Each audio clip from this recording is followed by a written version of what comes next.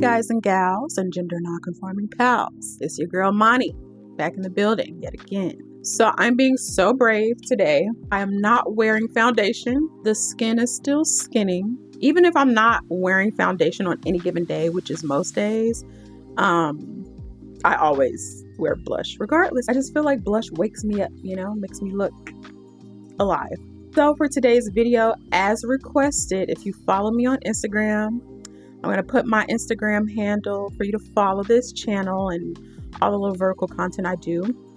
I did a poll and I asked people on my stories if I should do my top 5 thrifted favorites of 2024, or if you all wanted to see a low-cost beauty tips or whatever. I'm going to insert a tweet that inspired that idea because there was this girl on Twitter who said beauty maintenance be up there with the cost of rent. And I'm like, not for me. Like, beauty maintenance can be expensive. I'm not going to argue that. What I think doesn't need to be the case is it costing up there around how much you might be paying for your rent. I don't think that's, for me, it's not feasible. And it's just not a smart use of money, honestly. I live in Chicago. The average rent is like the average rent, mind you. It's like $1,700, $1,800. I'm not paying $1,800 on my beauty expenses every month, personally speaking. There are months where you might have more going on. Like, let's say you are going to a wedding, or you're the one getting married, or if you're going on vacation, or if there's just like a special event coming up, then it makes sense that that particular month or the month before it or whatever, your beauty expenses might be more than what they are on average, and that makes sense. But I think generally speaking, we need to get more creative with keeping our beauty expenses low, because I'm going to tell you a secret, okay? You are already beautiful. I know. You honestly don't need to do that much. Like, you really don't need to do that much to look good and feel good. So that's the whole point of this video. I just want to give you all some tips on how I keep my beauty costs low. Just want us to be more mindful about our money. We work hard for our money. The money does not grow on trees. We clock in 9 to 5, Monday through Friday, or whatever your shift is. And we need to start figuring out ways how to make that money work for us more and not spend so much of it on trying to look good when we already look good. We don't have to spend that much. If you, by the way, let me just say this now.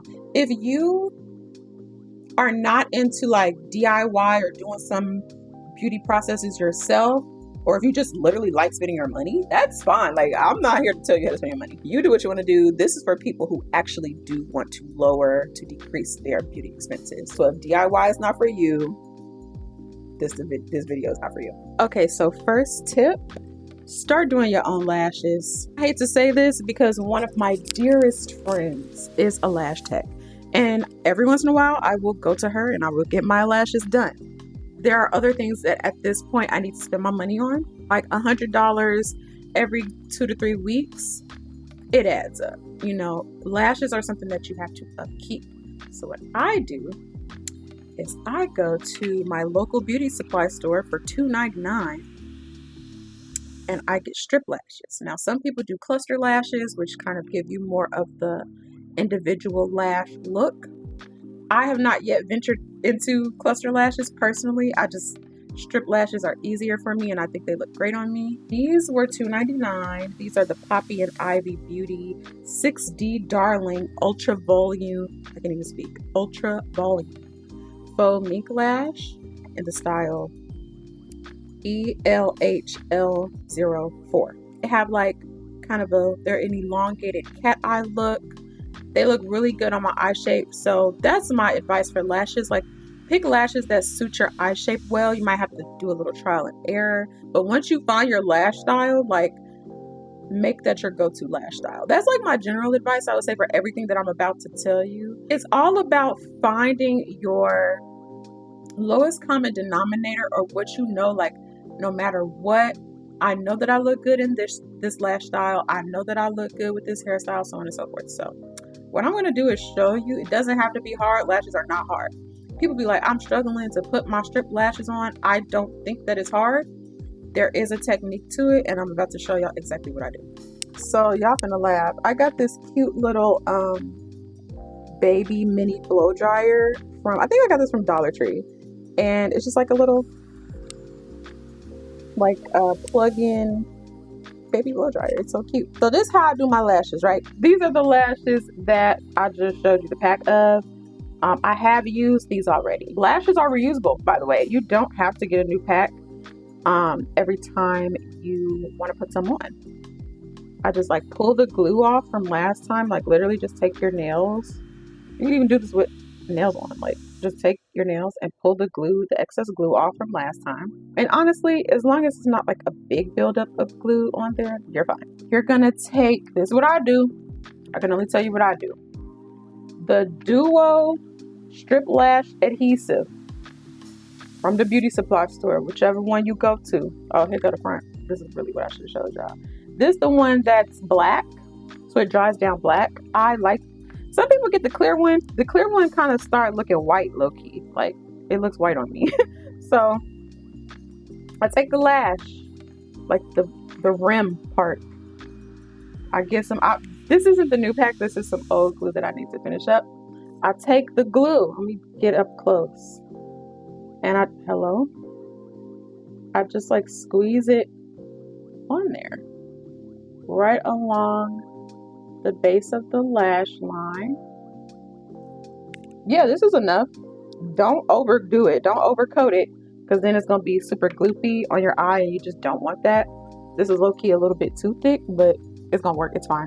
So, once I have put the glue on the base of the lash, do not immediately put this on your eyelid. Like, don't do that, because it's not going to stick. That's like the main issue that people do, or like the thing that they do wrong. They're going to like try to immediately put this on their lash line. That's not going to work. What you need to do is let the glue get tacky, let it dry. You can either literally just take your hand and do this for like 2 to 3 minutes. I don't have time for that personally. When I'm in the bathroom, I literally use like my actual blow dryer to do this, but since I'm at my desk, I'm going to use this baby one. So I'm going to just hit it. And after a good 10 to 15 seconds, you're going to notice it gets a little darker. This might be tacky enough. It's starting to look more like it's drying. You don't want it to get dry. You want it to get tacky. So like this darker gray color. Once you get it to that point, now I'm finna get all up in, y'all finna get all up in my face now. Once it gets to this point, you close your eyelid. The part with the shorter hairs that goes on the inside corner, you just pop it on there. Oh, pop it down, press it down, line it up, press it down on both, press it down on both ends. Oh, this is so hard to do, like not in my bathroom. This end usually does give me trouble. What I do is I take some sort of apparatus like this. This is a lip liner, but in the bathroom I use brow pencil thing. Oh my God, I gotta fix this. Oh my God. This is not easy to do in front of a camera at a desk, but if I was just doing this normally, it would be very easy and fine. So this corner is usually going to give you the most trouble. Take the blow dryer, turn it on. Take your apparatus, hold it down, and press.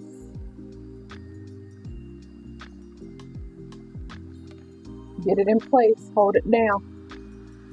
You see it's starting to stick now. This is blowing me. You just wipe that off. So that was kind of stressful to demonstrate on camera, but as you can see, the lash is on.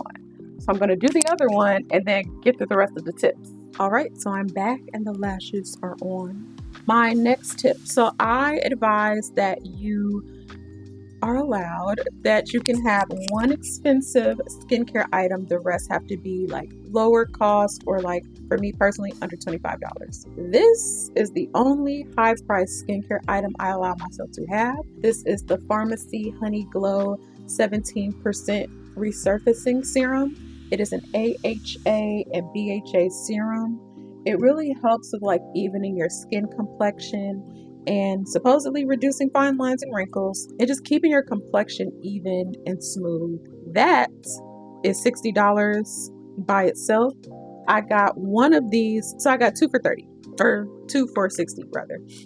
One of these was $30 because I got it at Kohl's on a deal. I only buy this when it's on sale.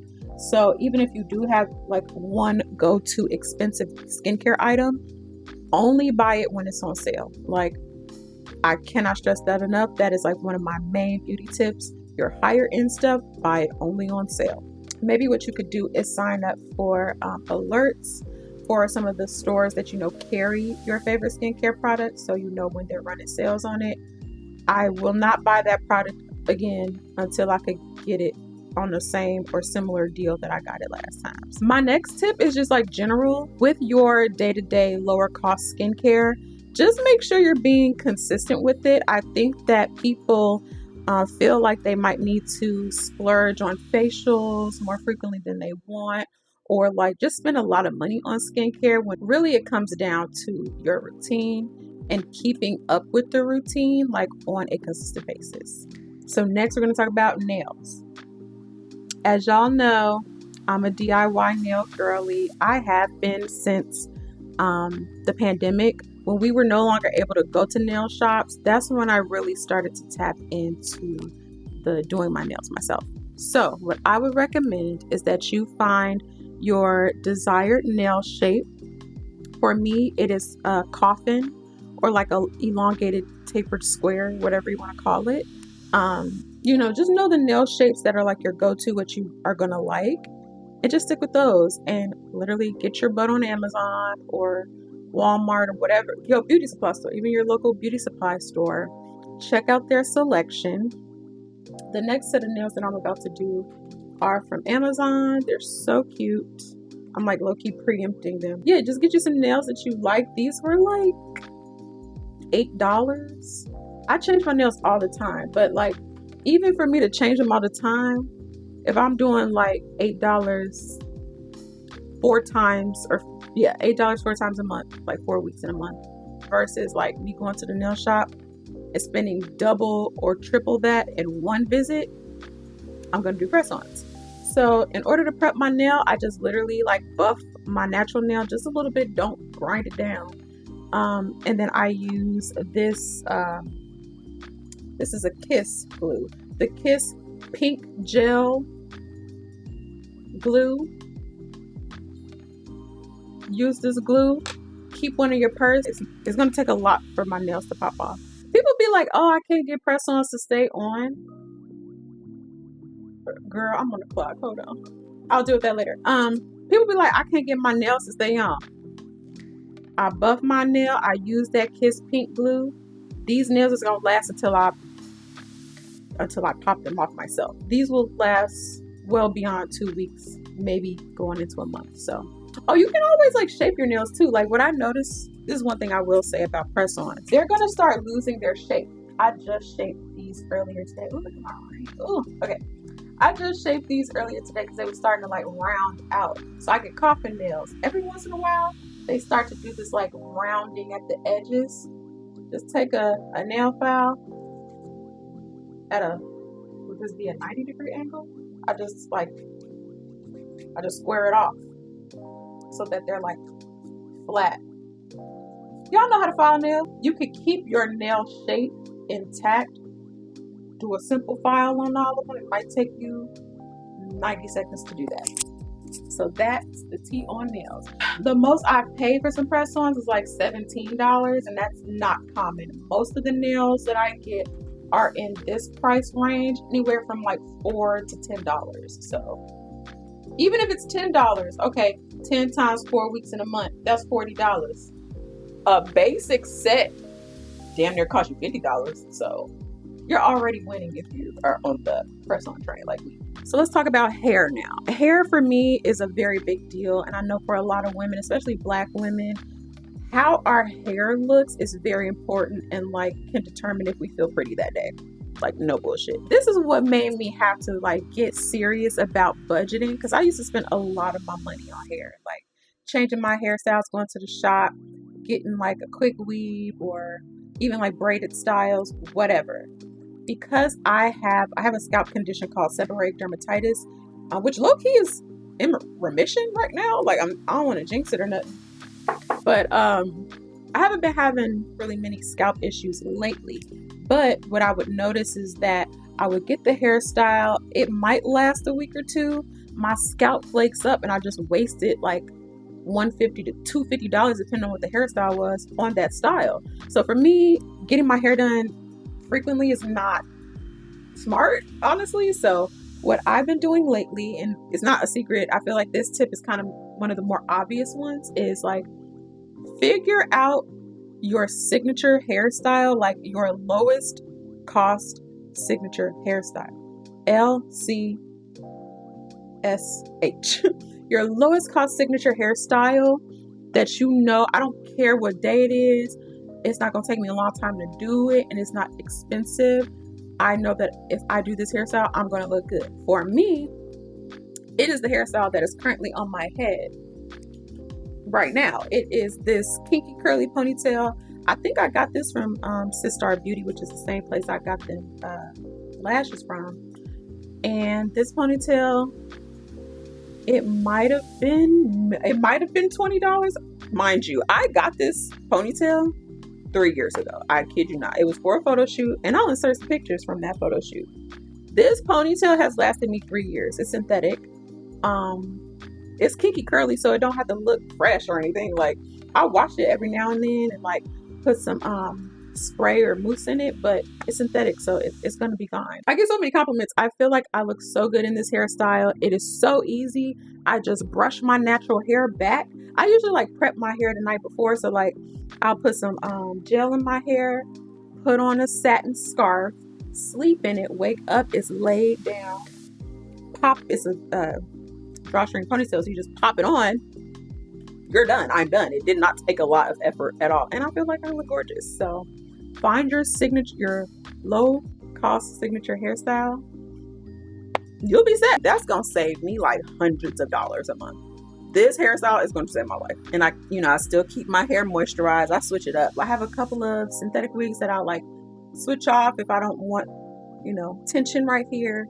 But you want to be mindful of your real hair too. So have like your go-to style and then like a secondary style so that you can switch it up so that your hair doesn't experience too much tension, especially if it's like a ponytail style. Whatever that style is for you that you know will be inexpensive and lower your monthly hair costs, that is the style for you. I'm gonna make these last 2 points quick because I'm still on the clock and I have one more thing to do. As far as body care is concerned, just keep it low cost, something that smells fresh. You're gonna like the scent of it all the time. Generally, I stick to unscented or very low minimal fragrance body care products because, again, I have sensitive skin. I have eczema on my skin and dermatitis in my scalp, so I have to be very careful with what I use on my skin. And because I use perfume, my body care doesn't have to be like heavily fragranced. Like, I don't need a super scented lotion. I honestly prefer my lotion to just smell clean or soft. And then I just like, with my wet skin or damp skin, moisturized skin, spray the perfume. It's gonna last all day. And it makes you use less perfume and use less lotion because they're both activated together. Oh, I also use, this is not necessarily a low cost or budget tip necessarily. It could be. I use Nivea in shower lotion, like in the summertime especially, but in the wintertime too. When I don't want to like physically put on lotion, sometimes I don't really like the texture of lotion on my body, but when I do the in shower lotion, it makes me feel soft and moisturized, and I don't have to like use up the rest of my body lotion. Like, so maybe that could help you save costs on reducing how much regular lotion you use, but you do have to like buy the in shower lotion. But that stuff, it lasts me at least like 3 or 4 months. I don't use a lot. Like a little goes a long way. It makes you really soft and slippery, and it's such a treat in the shower. Then with perfumes, I just get sample sizes, I would say at least 75% of the time. The reason being is because I just like to try out a lot of perfumes. I have full sizes of my signature scents, but when it comes to like stuff that I want to try or I know that I like it, but I don't want to commit to like a big full size of it because I might want to try something else by the time I'm done with it, go ahead and get you the sample size. I've had this since October, I want to say. It's January, late January. And I'm maybe at half. Like, and the reason being is because like, this is gonna last me at least till probably March. I don't wear this every day. Like, I have so many other perfumes that are like equivalent size that it just doesn't make sense for me to buy a lot of full size perfumes. It would be a waste of money. I have my 3 full size perfumes that I have those on deck. I'm going to use them. I'm going to love them. But for stuff that I'm just kind of like, I'm in the mood for something different, like seasonal, whatever. Sample size. I'm not going to spend $120 on that. And then I'm not going to finish it up. So, and they go bad. Perfumes go bad. So if you buying a bunch of big sizes of perfumes, like full sizes or whatever, after like a couple years, for me, it's going to take a long time for me to finish one perfume. After a couple years, like that shit's not gonna smell the same. Do not waste your money like that. My last tip is really on like clothing. I would say if you are looking to find something, if you're looking to go shopping and you have a particular something you're looking for, like a sweater, a black sweater or a satin skirt or whatever, it could be anything. I would advise y'all to try to thrift it first. Hit up 1 or 2 thrift stores, see what the selection is, and if you find something close to what you're looking for, or maybe you'll find exactly what you're looking for. I think it is so important for us to not immediately run to Fashion Nova or run to Shein or whatever, wherever y'all shop. Let me not say y'all, because I do shop on Fashion Nova. I don't shop Shein. But point being, if I know there's like a specific thing that I'm looking for, I will go to the thrift store first and try to find it there. This shirt is like the perfect example. I got so blessed. Look at this beautiful shirt. Look at this beautiful shirt. I thrifted this shirt. This shirt was like $5. I've been looking for a shirt like this, something kind of soft, fuzzy pink with a cute neckline. Like, I've had this type of shirt in my head for some months now. And the fact that I found it thrifted is just like, I just feel like so special. You have to have a little bit of luck thrifting.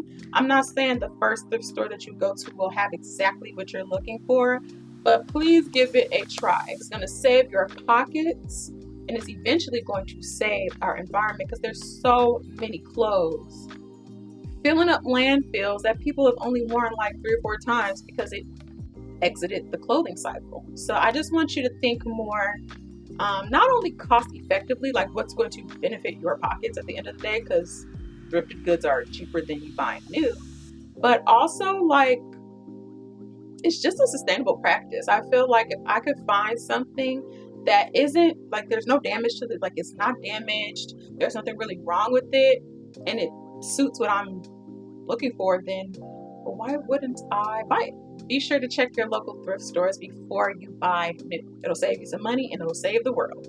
Well, this is embarrassing. I took my other shirt off because I was about to hop in the shower, but then I realized I didn't like properly sign this video off. My phone ran out of storage. I had to airdrop myself all the videos. This is a learning curve again for me, but I just wanted to wrap up the video by saying thank you so much for watching, and I would love it if you could share your low-cost beauty tips in the comments, because I want to see like, what do y'all do to save money on hair, skincare, makeup, nails? Like, what are y'all tips? Because we're all better for it. Thanks so much, and I'll see y'all in the next one. Bye.